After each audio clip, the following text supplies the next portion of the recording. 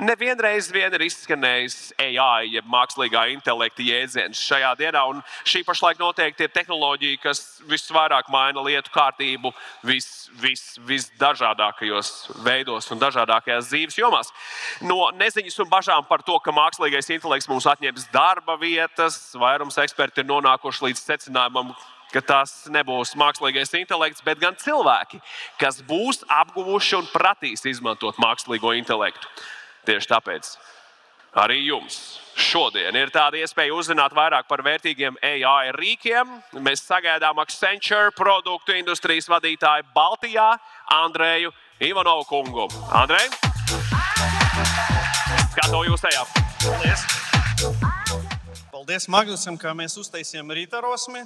Un varbūt uzreiz jautājums, cik no jums šodien paspēja palietot mākslīgo intelektu? Paceliet rokas.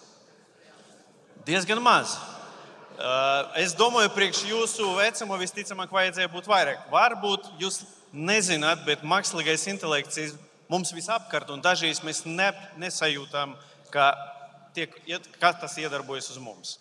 Kāpēc es par to runāju? Tāpēc, ka es esmu 27 gadus informācijas tehnoloģijas, aizsaku savu IT karjeru pagājušajā gadsimtā. Kā programmētājs, tekošā brīdī ražošanas industrijas vadītājs, vairāk pārdošana un kvalitātes kontrolē. Un klausoties pirmo prezentāciju no Jāņa, es sapratu, ka īstenībā tālajā 95. gadā es arī piedalījos Junior Achievement programmā. Bet toreiz tas nebija tik attīstīts kā tagad. Mums bija ekonomikas stundas skola, kur varēja pamēģināt savu uzņēmumu, bet tikai datorā. Toreiz nebija tādu izstādi. Līdz ar to es visiem novēlu piedalīties visās šitās jomās, bet tā kā varētu mazliet pastāstīt, kur mēs redzam to mākslīgo intelektu apkārt. Es domāju, lielākā daļa no jums atpazīst nosaukumus, ko jūs redzat uz slaidā. Pamata visi lieto kaut kādas straumēšanas servisos, vai Spotify, vai TikTok, tur, kur mākslīgais intelekts mēģina jums piedāvāt nākamo labāko piedāvājumu. Tas ir klasiskais pārdošanas jēdziens, the next best offer, ko izmanto retaileri, lai jums piegādātu to dziesmu vai video, kas patiktu, balstoties no jūsu iepriekšējiem izvēlēm. Ir Tesla, zināms brand, daudziem mašīnām ir tagad autopiloti, diemžēl Latvijā nedrīkst lietot, bet navigācijas sistēmas joprojām eksistē mašīnas, gan iebūvētas, gan caur ierīcēm. Tā kā tas arī veids, kā mākslīgais intelekts darbojas uz jums. Un tad varbūt tas, kas varbūt jūs mazāk redzat, bankas un medicīnā notiek aizmugurē mākslīgā intelekta izmantošana. Piemēram, bankas mēģina ar jums aizsargāt no krāpnieciskām transakcijām, novērojot visas aktivitātes jūsu kontā. Un mēģinot saprast, protams, no tādiem banālām lietām, ka jūs nevarējat vienlaicīgi noņemt naudu Rīgā un Losandželesā. Līdz ar to tas jau izskatās aizdomīgi. Un tad medicīna, ko mēs zinām, ka, piemēram, vietējais rošu uzņēmums mēģina analizēt pēc bildēm, florogramām vai kaut kādiem citiem pacienta datiem, iespējamas pazīmes, ka pacients ir slims ar kaut kādu slimību, piemēram, vēzis, un noteikti agrīnajā fāzē slimību, lai varētu palīdzēt pacientam agrāk. Līdz ar to tas ietilpst jau visapkārt mums. Bet ar ko mēs dažreiz sakām mākslīgais intelekts, ģeneratīvais intelekts, ar ko tie atšķirās? Faktiski par mākslīgo intelektu runa jau bija gadiem. Kad es mācījos universitātē, mēs arī mācījāmies mākslīgo intelektu. Toreiz tas bija diezgan dziļa teorija, bez īpašas izmantošanas praksē, bet pa lielam klasiskais mākslīgais intelekts balstās uz noteikumiem un mēģina analizēt sakarību datos un piedāvāt jums kaut kādu prognozi. Piemēram, kā šeit rakstīts, Google Maps mēģina pēc vēsturiskiem datiem vai datiem no citiem lietotājiem analizēt, kādu būs jūsu labākais maršruts, lai tiktu no punkta A līdz punktam B. Protams, ir tādi vienkārši risinājumi, kā Outlook vai kāda cita e-pasta, sameklēt surrogātu e-pastu, kurš mēģina atkal no jums kaut ko izkrāpt. Vai droši vien funkcija, ko jūs visi lietojat savā telefonā, ir sejas atpazīšana. Liekas, kāds tur mākslīgais intelekts safočēja mani, un es tad varu atlokot ar seju savu telefonu. Realitāte ir tāda, ka tajā brīdī, kad jūs taisījāt tas bildes, tas bija noteiktais brīdis, jums bija noteikta frizūra, noteiktais apgaismojums. Bet laiks iet, un jūs joprojām varat atvērt savu telefonu ar seju pēc gada. Jūs varbūt mainījies kaut kur sejā. Puišiem varbūt izauga bārda, meitenēm nomainījies frizūra un matu krāsa. Varbūt jūs uzvilkat brilles, bet joprojām varat atvērt telefonu. Tāpēc, ka iekšā darbojas mākslīgais intelekts, kurš var piezīmēt visas iespējamas kombinācijas ar jūsu seju, lai joprojām varētu atvērt telefonu. Un tad ģeneratīvais intelekts, mākslīgais intelekts, kas parādījās pavisam nesen, un tur mēs runājam par to, ka mēģina radīt jaunu saturu, nevis vienkārši prognozi. Vai apvalkot vecu prognozi kaut kāda saprotama valoda cilvēkam. Kā piemērs ChatGPT, droši vien man nav jāstāsta, kas ir ChatGPT, katrs no jums to bija lietojis. Ir DALL-E, ko arī pieminēju uz iepriekšējiem slaidiem, lai radītu video saturu. Varbūt ir vērts pamēģināt, es pats nesen to izdarīju Suno ģeneratīvo intelektu, kurš var uztaisīt priekš jums dziesmu. Jūs varat iedot parametrus, kāda ritma dziesmu jūs gribat. Jūs varat iedot tekstu, ko jūs domājat, tur jābūt, piemēram, par manu celšanos no rīta un kā mani sevi uzmundrināt, lai pieceltos iet uz skolu.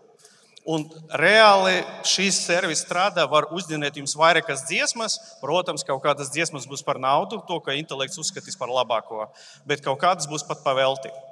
Un tad pēdējais šeit pieminētais GitHub Copilot, tas ir ļoti populārs starp IT uzņēmumiem, lai palīdzētu programmētājiem uzrakstīt jaunu kodu, pārbaudīt kodu vai uztaisīt testa scenārijus, lai pēc iespējas automatizētu visu programmēšanas procesu. Tad vēsturiski es nestāstīšu visu vēsturi, bet mākslīgais intelekts visvairāk parādījās, teiksim tā, pēdējo 10-15 gadu laikā, kad mēs beidzot varējām kaut ko aptaustīt paši.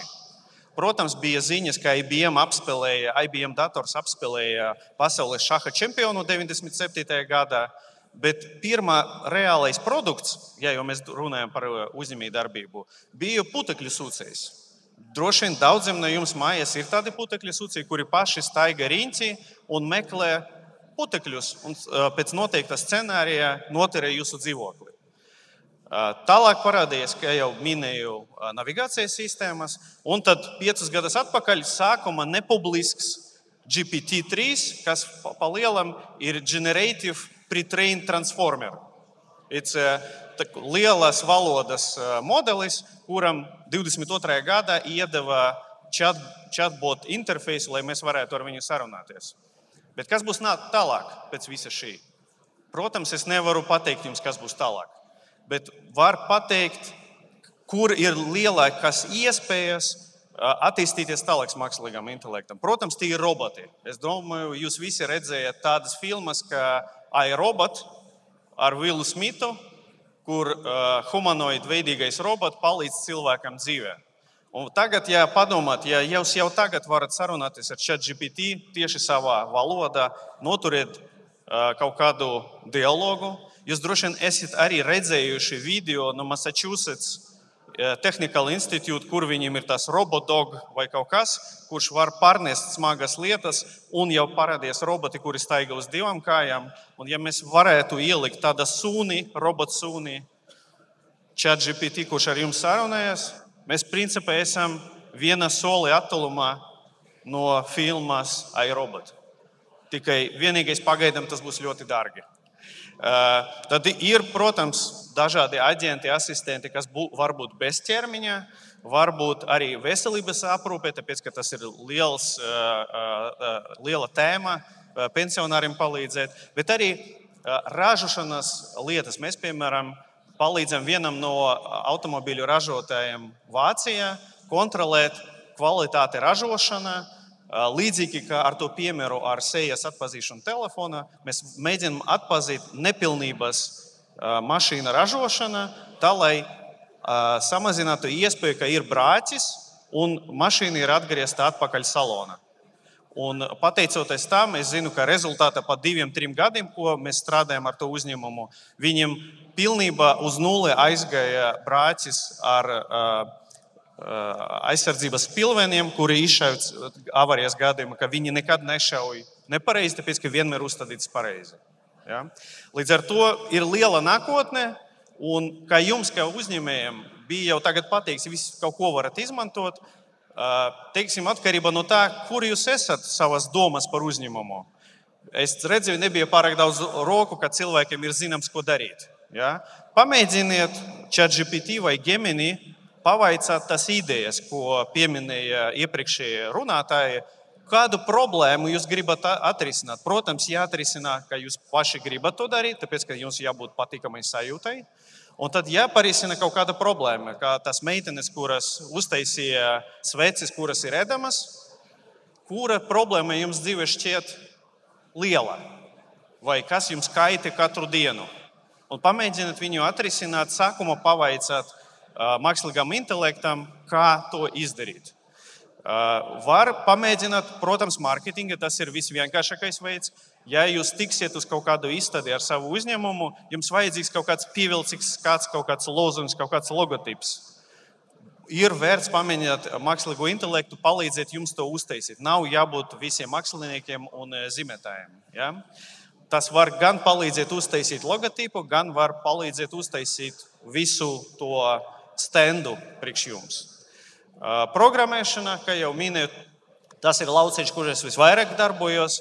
Bet, teiksim tā, varbūt programmēšana nebūs jūsu produkts, tāpēc, ka tas ir diezgan sarežģīti, un tas uzņēmums, ko rādīja, ka viņi uztaisīja identifikāciju cilvēkam, tas ir diezgan sarežģīti, droši vien vairāk universitātes līmenis. Bet varbūt jums vajadzīga jūsu produktam kaut kāda weblapa, kur jūs varētu viņu reklamēt, tāpēc, ka ja jūs viņu uztaisāt kaut kur, cita pilsēta, varbūt pat Rīgā, jums ir vajadzīga auditorija, kam pārdot savu preci. Jums ir vajadzīga kaut kāda weblapa, kura uzrunā. Un tas tiešām jums var palīdzēt uztaisīt mākslīgo intelektu. Vienkāršu lapu, nav pat internetu veikals, bet kaut kādu tādu lapu. Var uztaisīt arī kaut ko nopietnāku, protams, var uztaisīt arī mobilā telefona spēli vai datorspēli, bet visticamāk, lai uztaisītu kaut ko nopietnu, mazliet vairāk jau vajag zināšanas. Tā kā sākumā es izmantotu to programmēšanas iespējas, lai tiktu līdz jūsu mērķa auditorijai. Un tad, protams, nākotnē tie chatboti un visa veida runājošie asistenti ar jūsu topošiem klientiem ir svarīgais elements jūsu biznesā. Bez tiem jūs nevarat izteikt, tāpēc, ka teiksim tā, call centra, tur, kur cilvēks fiziski paceļ telefonu, tur strādā cilvēki, viņi var kļūdīties, viņam vajag ēst, viņam vajag gulēt. Chatbotam nevajag ne gulēt, ne ēst, viņam vajag tikai mazliet elektrības. Līdz ar to tas ir nākotne, kā jūs apkalposiet jūsu klientus un būtu jāiegaumē, kā to lietot. Bet, ko gribas pateikt, es zinu, ka jūs jau noteikti izmantojat mākslīgo intelektu, vismaz ChatGPT visticamāk, kaut kādu stundu mājas darbu risināšanai. Svarīgi atcerieties, ka mākslīgais intelekts ir tikai mūsu palīgs. Tas nav mūsu aizvietotājs. Un es domāju, ziņas arī Magnus pieminēja, ka kas tur notiks ar cilvēci vai mākslīgais intelekts pārņems visus darbus. Noteikti pārņems kaut kādus, bet ne visu. Vienmēr paliek cilvēka faktors tur, kur vajadzīga kritiska domāšana, tur mākslīgam intelektam nav pagaidām baigi labas sekmes. Līdz ar to cilvēkam jāizvēlas piedāvājumi, ko dod mākslīgais intelekts. Un tāds vienkāršs piemērs, kad jūs prasat kaut kādu jautājumu ChatGPT, lai dabūtu rezultātu, neņemiet pirmo atbildi uzreiz. Pamēģiniet modificēt savu jautājumu vairākas reizes, lai iegūtu labāko atbildi. Tāpēc, ka ja jūs paņemsiet vienmēr tikai pašu pirmo atbildi, jūs faktiski samazināt spējas savam smadzenēm domāt kritiski un vienkārši pilnībā paļaujoties uz to piedāvājumu, ko mākslīgais intelekts jums dod. Tā kā mazliet ejot uz beigām, kā labākais piemērs, kāds mākslīgais intelekts būs mūsu nākotnē. Ja jūs esat savā jaunībā skatījušies tādu filmu kā Dzelzs virs no Marvel, jūs droši vien redzējat, ka tur tam galvenajam zinātniekam, galvenajam varonim bija paliks. Viņu sauca Jarvis. Ja? Un tas Jarvis, viņš pildīja visas simulācijas un rutīnu darbus priekš tā Dzelzs vira. Un smadzenes, un loģiskā un kritiskā domāšana palika Dzelzs viram. Un tas ir tas, kas jāpaliek jums. Jums jābūt idejām, kuras var noverificēt, attīstīt ar mākslīgo intelektu, bet idejas ir jūsu. Līdz ar to novēlu jums veiksmīgu uzņēmēju darbību. Paldies!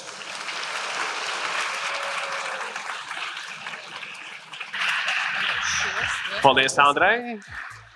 Iedvesmojoši arī par mākslīgo intelektu.